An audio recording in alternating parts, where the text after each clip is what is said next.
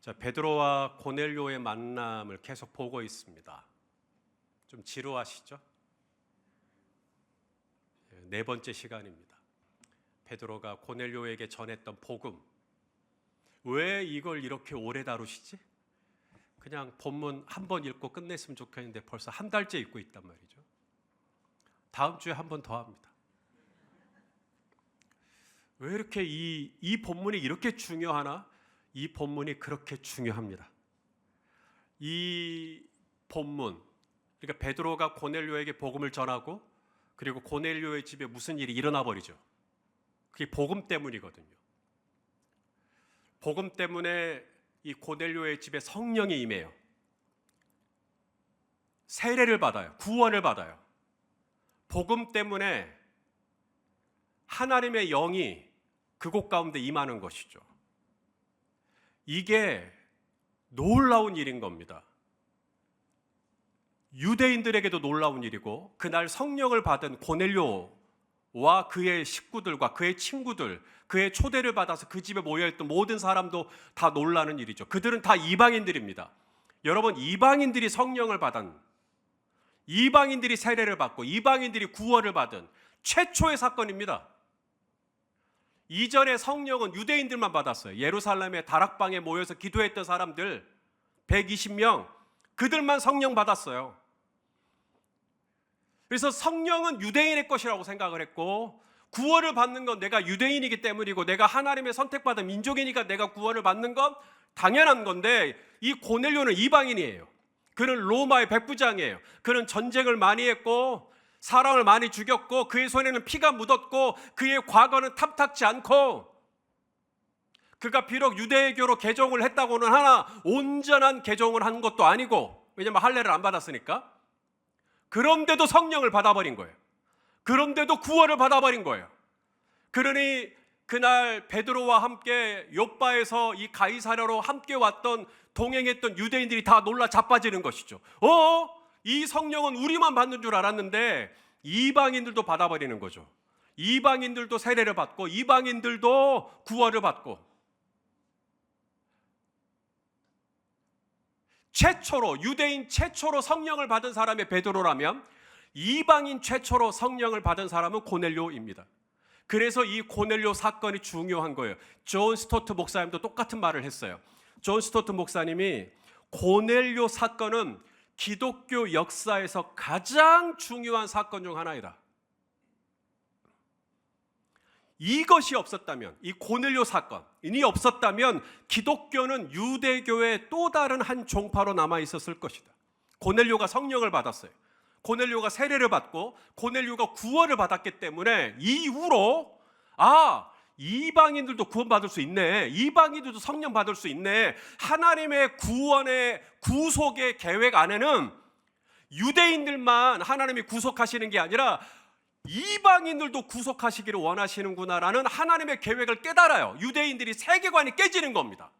민족주의적인 그 세계관이 깨지고 이방인들에게도 하나님은 구원을 주시기를 원하시는구나 라고 해서 사도행전이 이 고넬료 사건 이후에 이방인들에게 복음이 뻗어나가기 시작합니다. 사도 바울이 복음을 이방인들에게 전하기 시작해요. 소아시아로 가고 유럽으로 가고 바나바도 가고 마가 요한도 가고 또 실라도 가고 에바브로 디도도 가고 아굴라도 가고 브리스가도 가고 디모데도 가고 누가도 가고, 이후에, 그러니까 이 고넬료의 가정에 성령이 임한 이 사건이 아니었으면 사도행전의 분량은 사도행전 10장에서 끝날 수도 있었어요. 그런데 고넬료의 가정에 성령이 받아버렸어요. 구원이 임한 거예요. 그러고 난 다음에 사도행전이 10장에서 끝나지 않고 11장, 12장, 13장, 13장에서는 최초의 선교사 파송, 이런 역사들이 계속 일어나기 시작하는 거죠. 그래서 이 본문이 중요한 거예요. 베드로가 고넬료의 집에 전했던 이 복음이 그렇게 중요한 겁니다. 이 사건 때문에 사도행전이 기록될 수가 있었고, 이 고넬료의 사건 때문에 오늘 저와 여러분이 구원을 받고 하나님을 찬양하는 백성으로 이렇게 예배에 모여서 우리 하나님을 영광 돌려드릴 수 있게 되고, 이 고넬료 사건이 그 시작이 되는 거죠. 그래서 우리는 이 본문을 그냥 한 번에 훑을 수가 없고, 도대체 베드로가 전했던 복음이 뭐냐, 베드로가 어떤 복음을 전했느냐를 계속 보고 있는 거죠. 자, 베드로가 전했던 첫 번째 복음 기억하시죠? 따라서 합시다. 하나님은 차별하지 않으십니다. 차별하지 않으십니다. 옆에 있는 분에게 하나님은 차별하지 않으십니다라고 이야기해 주세요. 이게 베드로가 전한 첫 번째 복음. 고넬료의 입장에서는 깜짝 놀랄 만한, 왜냐하면 고넬료 자기는 이방인이잖아요. 그런데 유대인인 베드로가 와서 첫 번째 전한 복음이 뭐냐면, 하나님은 차별하지 않는다. 당신은 이방인이지만, 당신이 과거에 사람들 많이 죽였지만, 당신의 과거가 약간 좀 탐탁치 않는다 할지라도, 당신이 과거에 어떤 문제가 있다 할지라도 하나님은 차별하지 않는다. 하나님은 돈이 많은 사람이나 없는 사람이나 많이 배운 사람이나 못 배운 사람이나 차별하지 않는다. 이게 첫 번째 복음이었어요. 그 다음 두 번째 베드로가 전한 복음, 따라서 합시다. 예수님은 그리스도시다. 그리스도시다. 예수 그리스도, 이 자체가 하나의 문장이에요. 예수 그리스도는 이름이 아닙니다. 이름은 예수고, 그리스도는 뭐냐? 일종의 동사예요. 예수님은 왕이다. 예수님은 주님이시다. 그게 예수 그리스도예요. 이 그리스도, 헬라어로 크리스토스를 번역한 게 그리스도. 이 크리스토스란 뜻이 왕이란 뜻이에요. 그래서 베드로가 고넬료에게 와서 복음을 전하는 겁니다. 당신의 입에서 나오는 말은 다 하나님이 우리에게 주시는 말씀인 줄 알고 받겠습니다 하고, 이제 베드로의 입에서 무슨 말씀이 나오나 기대하고 있는데, 베드로의 입에서 나온 말이 뭐냐면, 하나님은 차별하지 않습니다. 그 다음 두 번째, 예수가 왕이십니다. 이 얘기였어요. 고넬료의 입장에서는 또 한 번의 충격받을 만한 메시지인 거죠. 내가 이방인인데 하나님이 차별하지 않는 것도 놀랍지만, 고넬료는 로마의 백부장이잖아요. 군대 장교라고요. 로마의 왕이 있습니다. 황제가 있어요. 이미 백부장 고넬료에게는 왕이 있다고요. 그게 가이사예요. 가이사. 칼리쿨라, 당시에 황제 이름이요. 그래서 칼리쿨라라고 하는 황제가 있다. 왕이 이미 있어요. 그런데 베드로가 와가지고 유앙겔리온, 새로운 왕을 제시하는 거죠. 로마 황제가 왕이 아니라 예수가 그리스도다. 예수가 왕이다. 이게 두 번째 복음이었어요. 무슨 말씀을 하든지 하나님이 내게 주시는 말씀으로 받겠습니다 해서 말씀을 받는데, 두 번째 메시지가 뭐냐면 예수가 왕이다. 예수가 왕이다.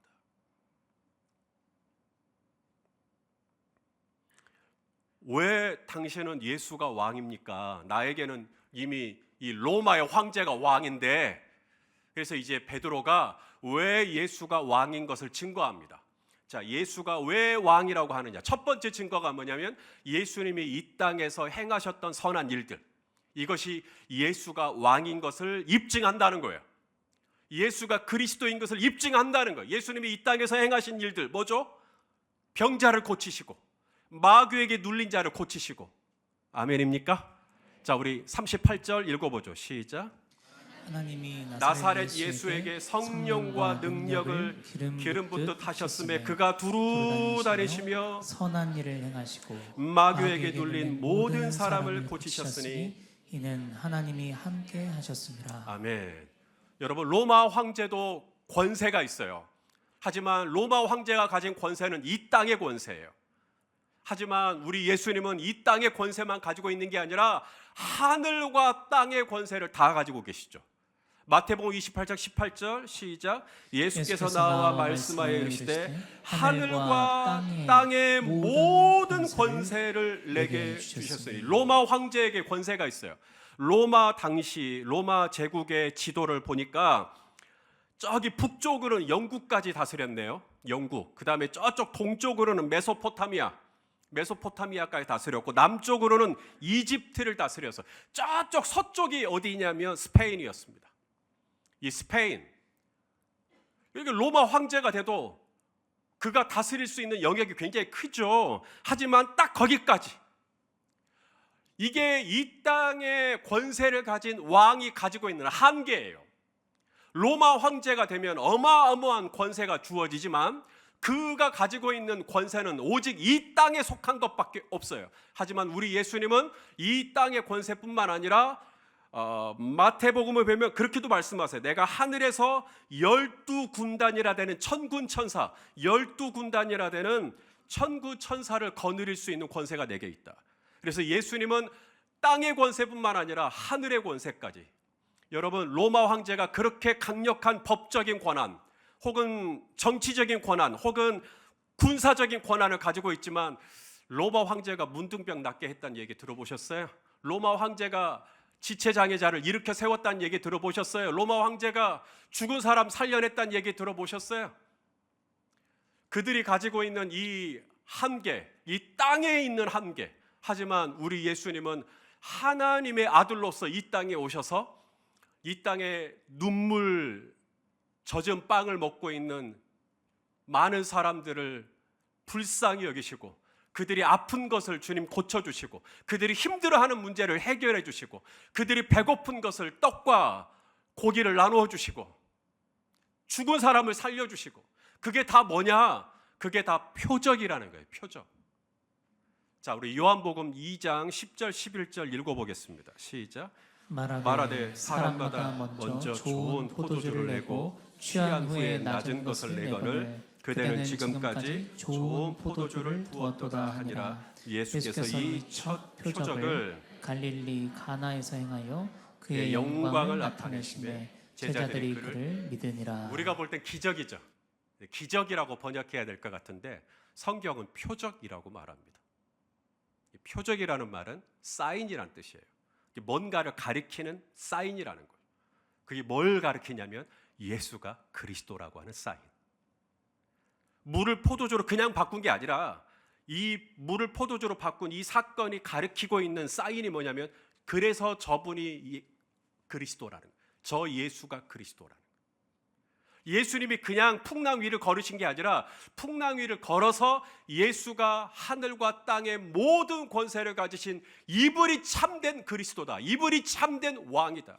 기껏해야 저 메소포타미아, 기껏해야 저 스페인 정도만 가지고 있는 로마 황제가 왕이 아니라 하늘과 땅의 모든 권세를 가지시고 이 풍랑을 잠잠케 하실 수 있으시며 우리의 삶에 찾아오는 이 모든 질병의 문제도 해결해 주실 수 있으시며 답이 없는 바다를 갈라서 길을 내실 수 있는 분이시며 사막에 강이 흐르게 하실 수 있는 분, 이분이 바로 예수가 그리스도다. 여러분, 예수님이 그리스도요, 예수님이 하나님의 아들인 것을 누구보다 잘 알았던 존재가 누구냐면 역설적에게도 마귀들이에요. 마귀들이 예수님을 하나님의 아들로 딱 알아봤죠. 복음서에 보면 예수님을 알아보고 이런 얘기를 합니다. 귀신 들린 사람이 마가복음 1장 24절 시작. 나사렛 예수여, 우리가 당신과 무슨 상관이 있나이까? 우리를 멸하러 왔나이까? 나는 당신이 누구인 줄 아노니 하나님의 거룩한 자녀이다. 이게 사람이 고백한 게 아니고 귀신 들린 사람, 마귀가 한 고백이에요. 나는 당신이 누군지 압니다. 당신은 하나님의 거룩한 자입니다. 자, 마가복음 5장 7절도 또 나와요. 시작. 큰 소리로 부르짖어 이르되 지극히 높으신 하나님의 아들 예수여, 나와 당신이 무슨 상관이 있나이까? 원하건대 하나님 앞에 맹세하고 나를 괴롭히지 마옵소서. 이것도 마귀가 한 얘기입니다. 당신이 누구라고요? 지극히 높으신 하나님의 아들. 로마 황제가 높은 게 아니고 마귀가 높은 게 아니고 지극히 높으신, 지극히 높다라는 말은 그 위에 더 이상 높은 게 없는 거죠. 가장 높다라는 얘기죠. 지극히 높으신 하나님의 아들, 당신이 그분이지 않냐? 그래서 당신이 그리스도지 않냐? 당신이 왕이지 않냐? 그러니 사랑하는 형제자매 여러분, 마귀를 두려워할 필요가 있을까요? 없다는 겁니다. 우리가 마귀에 대해서 두 가지 극단이 있다는 거예요. C.S. 루이스가 한 얘기입니다. 우리가 마귀에 대해서 두 가지 극단, 이게 다 사탄의 전략이에요. 첫 번째 극단은 뭐냐면 마귀를 무시하는 거죠. 마귀를 아예 안 믿어버리는 겁니다. 귀신 그런 게 어딨어? 마귀 그런 게 어딨어? 여러분, 마귀 있어요, 없어요? 예, 그렇게 말하는 분 등딱지에 딱 붙어 있습니다, 지금. 예. 그러니까 마귀를 아예 무시하는 것, 마귀는 없어라고 하는 것도 마귀의 전략이고요. 두 번째 극단은 뭐냐면 마귀를 너무 과도하게 집착하는 거죠. 그래서 감기만 들려도 귀신 들렸네. 안경을 써도 귀신 들렸네. 그래서 과도하게 너무 거기에다가 집중해가지고 뭔가 좀 마음이 불안만 해도 이거 또 귀신 들린 거 아니야? 막 이런 식으로 너무 마귀를 두려워하고 귀신을 두려워하고, 이것도 마귀의 전략입니다.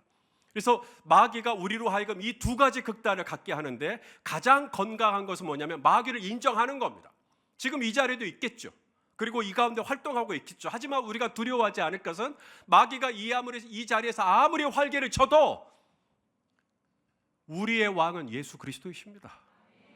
마귀가 마음껏 다니라 그래요. 그게 뭔 상관이에요? 우리가 예배하고 우리가 찬양하고 우리가 오늘 귀 기울이고 오늘 우리가 마음을 드리는 나의 유일한 대상은 예수님밖에 없습니다. 우리는 구원을 받았다고요.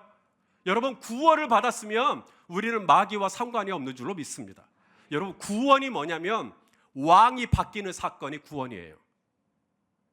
자, 우리 대한민국에 살면 대통령이 있어요. 대한민국 대통령이 있어요. 나는 그분의 통치를 받아요. 그럴 때 내가 미국에 가서 미국의 시민권을 받게 돼요. 그러면 여전히 대한민국 대통령이 내게 권한을 행사할 수가 없습니다. 이제 나는 미국의 시민이 됐기 때문에. 그게 구원이에요. 내가 이전에는 이 땅의 나라에 있었어요. 이 땅의 나라에 있을 때는 이 땅의 권세를 가지고 있는 마귀에게 우리가 눌렸죠. 하지만 구원이라는 게 뭐냐면 이제 내가 이 땅의 나라에서 하나님의 나라로 옮겨진 거예요. 그래서 하나님 나라의 시민권이 내게 부여되는 거죠. 그래서 하나님이 이제는 나의 왕이 되는 것입니다. 이제는 하나님이 나의 왕이고 하나님이 나를 다스리고 하나님이 나에게 통치하시고 하나님이 나를 주장하시고 하나님이 나와 함께하여 주시는 것이죠. 그러므로 이 땅에 분명히 마귀가 있지만 우리는 이 마귀의 존재를 부인할 것도 아니고 또 이 마귀에게 너무 눌릴 것도 아니에요. 우리의 왕은 예수 그리스도시니까. 그래서 베드로가 고넬료에게 와서 전한 첫 번째 복음이 뭐냐면 예수가 그리스도다. 근데 그 예수가 그리스도인 증거가 뭐냐? 이 땅에 와서 예수님이 행하신 이 좋은 일들, 이 선한 일들, 우리 성도님들 몸 아프신 것들 주님께서 치유해 주시고 새롭게 해 주시기를 소망합니다. 지난주에 예배를 드리고 나서 몇몇 분이 저한테 이렇게 병이 나았습니다라고 톡을 주셨어요. 너무 감사하시더라고요.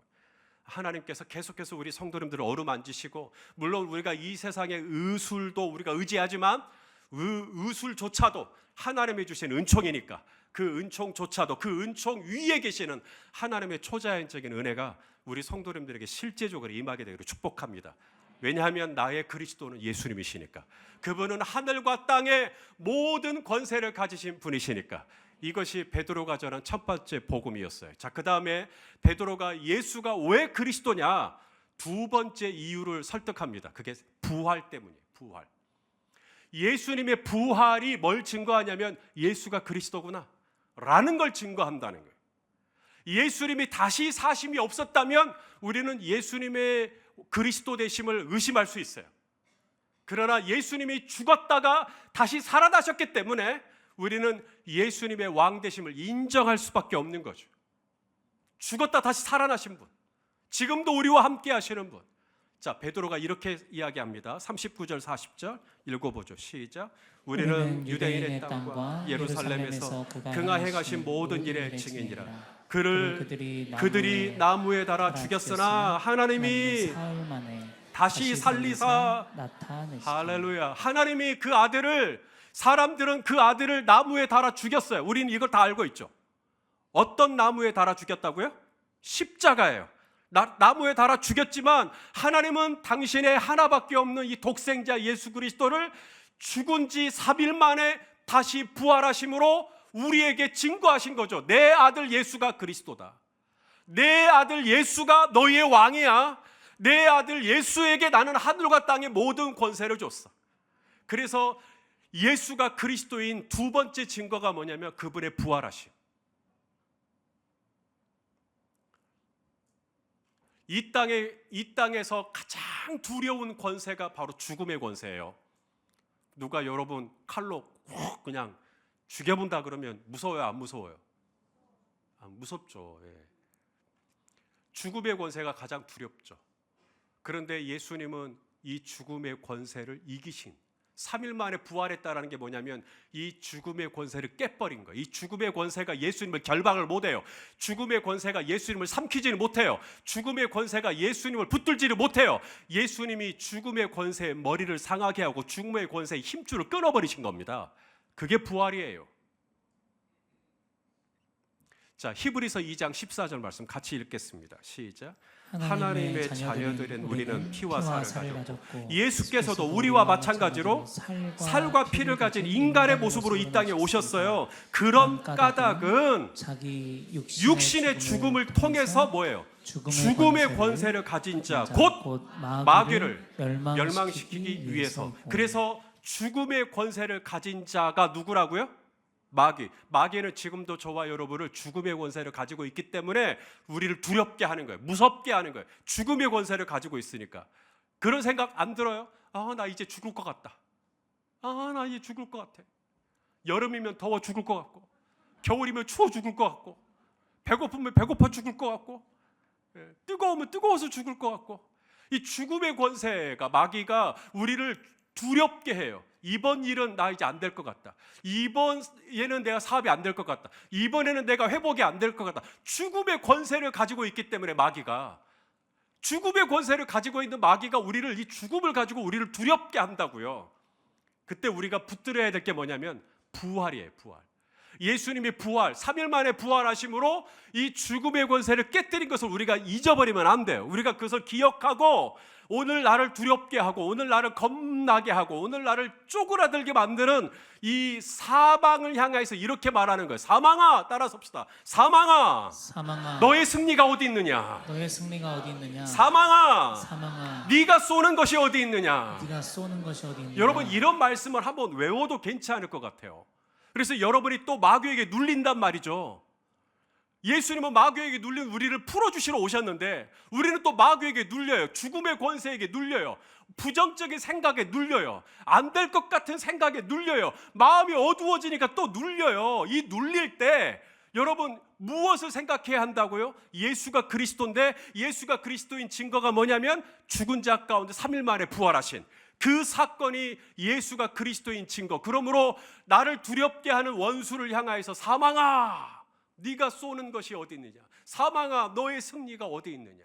그렇게 할 때 사망의 권세를 가진 마귀가 한 길로 왔다가 10길로 떠나가게 될 줄로 믿습니다. 요한 크리소스톰이라는 분이 설교 중에 이렇게 설교를 했다고 해요. 죽음이 주님을 삼켰으나 주님은 죽음을 파멸시키셨다. 지옥이 주님을 영접했으나 주님은 지옥을 사로잡으셨다. 죽음이 그분의 발 뒤꿈치를 상하게 했으나 주님은 죽음의 어디를? 머리를 깨뜨리셨다. 할렐루야. 이게 부활이에요. 부활은 승리예요. 죽음의 권세, 사망의 권세. 아까 우리 예배드리기 전에 교회 오빠 이관희 집사님 영상 봤잖아요. 마지막 아내에게 했던 말, 마지막 대사 기억나세요? 쫄지 마. 따라서 합시다. 쫄지 마. 사망의 권세, 죽음의 권세가 올 때 여보 이번엔 안 될 것 같은데 쫄지 마. 우리에게는 이 사망의 권세를 이기고 죽음의 권세를 이기고 부활하신 예수님이 나의 왕이야. 나의 주님은 죽음이 묶지 못했고, 나의 주님은 죽음이 삼키지 못했고, 나의 주님은 죽음이 묶질 못했어. 우리 주님은 이 모든 결박을 끊고 사망의 권세를 이기시고 부활하신 새 생명으로 나에게 허락하신 예수 그리스도가 나의 왕인 줄로 믿습니다. 여러분, 부활은 단순한 교리가 아니라는 거죠. 베드로에겐 그래요. 왜냐하면 베드로는 부활하신 예수님을 실제로 만났잖아요. 혹시 우리 성도님들도 부활하신 예수님 만나서 같이 밥도 먹고 그랬어요? 예, 또 아멘 또 이러실 거 겁났는데 또 그런 분은 없다고 하니까 다행이네요. 베드로는 부활하신 예수님을 만나서 밥도 먹었어요. 오늘 본문이 그 이야기를 해요. 41절 같이 읽어보시죠. 시작. 모든 백성에게 하신 것이 아니요 오직 미리 택하신 증인 곧 죽은 자 가운데서 부활하신 후 그를 모시고 음식을 먹은 먹은 우리에게 우리에게 하신 하신 것이라. 것이라. 지금 이 얘기를 고넬료에게 왜 할까요? 예수님의 부활은 실제다. 리얼. 지금 이 얘기를 하고 있는 거예요. 예수님의 부활이 실제라는 증거가 뭐냐면 나는 그분이 살아나는 걸 봤다가 아니라 나는 살아나신 그분하고 같이 밥도 먹었어. 이건 리얼이죠.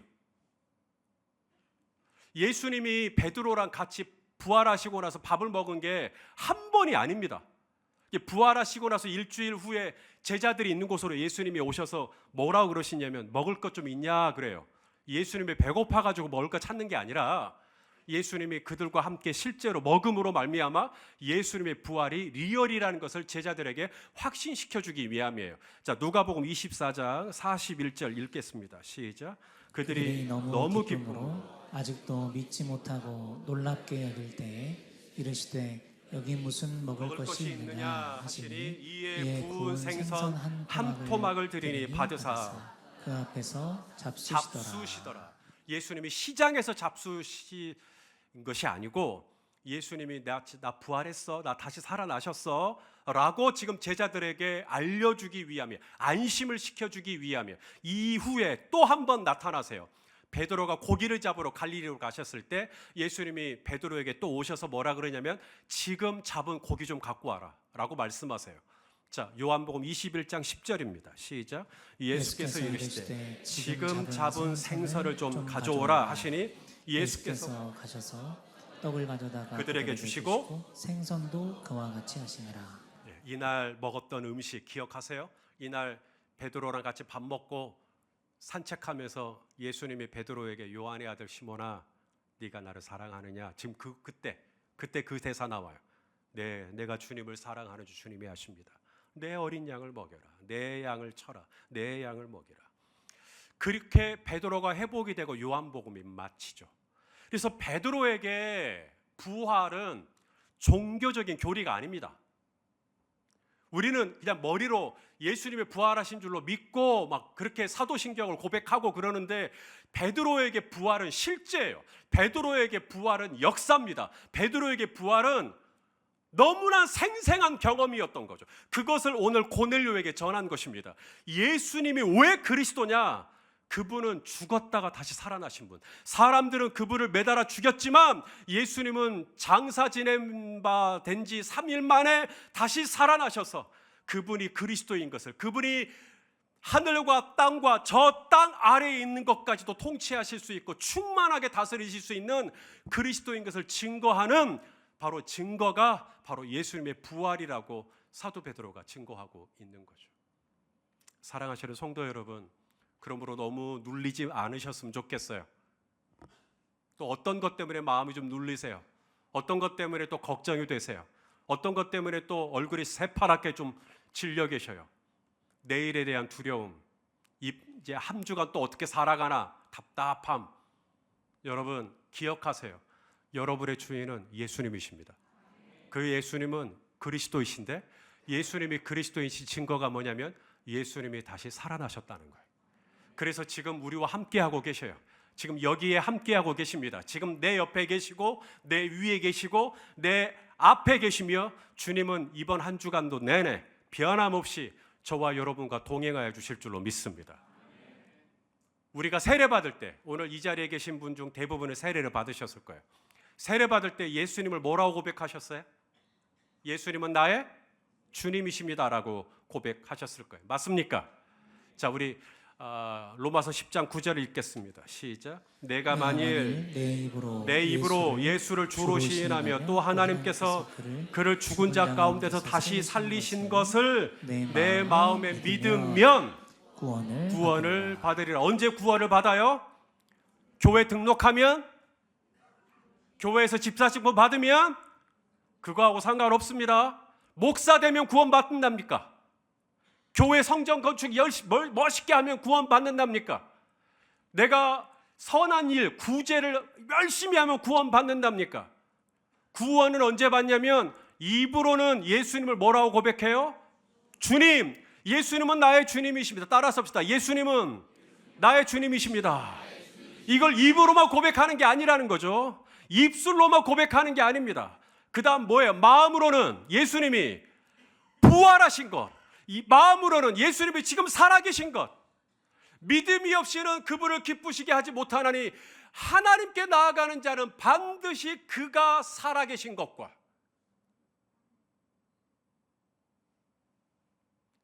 이것을 말로만 입술로만 하나님이 살아계십니다가 아니라 마음으로 여러분이 대답해 보세요. 여러분은 아시겠잖아요. 여러분 마음이 정말로 그걸 믿고 있는지 안 믿고 있는지 여러분은 아실 거잖아요. 저는 목사고 저는 여러분의 입에서 예수님은 주님이십니다. 그럼 저는 세례를 줘요. 저는 여러분의 마음을 볼 수가 없어요. 안 보여요. 여러분은 알잖아요. 지금 마음이 정말로 주님이 다시 살아나신 것을 내가 믿고 있는지, 지금 주님이 나와 함께하고 있는 걸 내가 믿고 있는지 아시잖아요. 그러면 구원을 받습니다. 여러분이 입술로만 예수님이 나의 주님이십니다가 아니라 정말로 마음으로 예수님은 다시 살아나셨고 지금 나와 함께 하시고 지금도 나를 떠나지 않으시고 세상 끝날까지 나와 함께 하실 줄로 믿습니다. 정말로 내가 믿는다면 걱정하고 염려하는 게 그게 맞냐 하는 거죠. 사도행전 2장 36절 같이 읽겠습니다. 시작. 그런즉 이스라엘 온 집은 확신히 알지니 너희가 십자가에 못 박은 이 예수를 하나님이 뭐예요? 주와 그리스도가 되게 하셨느니라. 예수님은 나의 주님이십니다라는 말이 뭐냐면 주와 그리스도가 같은 거라는 얘기니까 예수님은 나의 그리스도십니다라는 말하고 똑같다는 거예요. 그리스도는 왕이라는 얘기니까 예수님은 나의 왕이십니다. 예수님은 나의 주인이십니다. 예수님은 나의 그리스도이십니다. 정말로 예수님이 나의 왕이시고 이제는 내가 그 왕의 통치 가운데 들어와 있고 이제는 이 왕이 나의 모든 필요를 아시고 이제는 이 왕이 나를 앞길을 인도하실 것이고 이제는 이 왕이 나를 위하여 가장 좋은 것을 내 인생 가운데 펼쳐주실 줄로 믿으십니까? 아니 입술로만 아니고 입으로는 주여 주여, 입으로는 예수님은 주여 주여라고 하지만 정말 마음으로 그렇게 믿는다면 걱정하지 않겠죠. 두려워하지 않겠죠.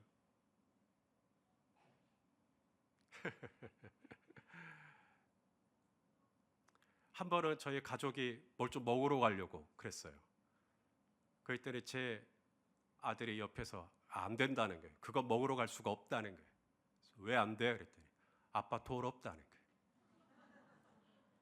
거예요. 어찌나 자존심이 상하든지.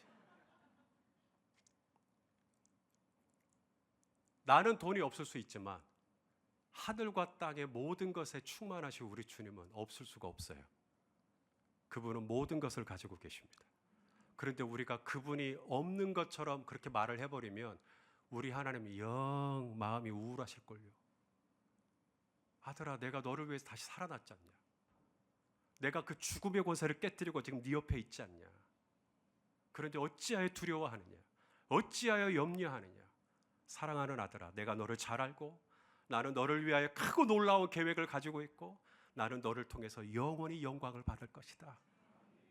자, 우리 예수님의 음성이에요. 예수님의 말씀 마태복음 6장 26절 시작. 공중에 새를 보라. 심지도 않고 거두지도 않고 창고에 모아들이지도 아니하되 너희 하늘 아버지께서 기르시나니 너희는 이것들보다 귀하지 아니하냐. 우리 하나님은 저 하늘을 나는 까치만 돌보시는 하나님이 아니라 저 들에 피어있는 꽃들만 돌보시는 하나님이 아니라 하나님의 형상을 따라 하나님의 모양대로 지음받은 저와 여러분을 위해서는 당신의 하나밖에 없는 예수님을 주시기까지 하신 하나님.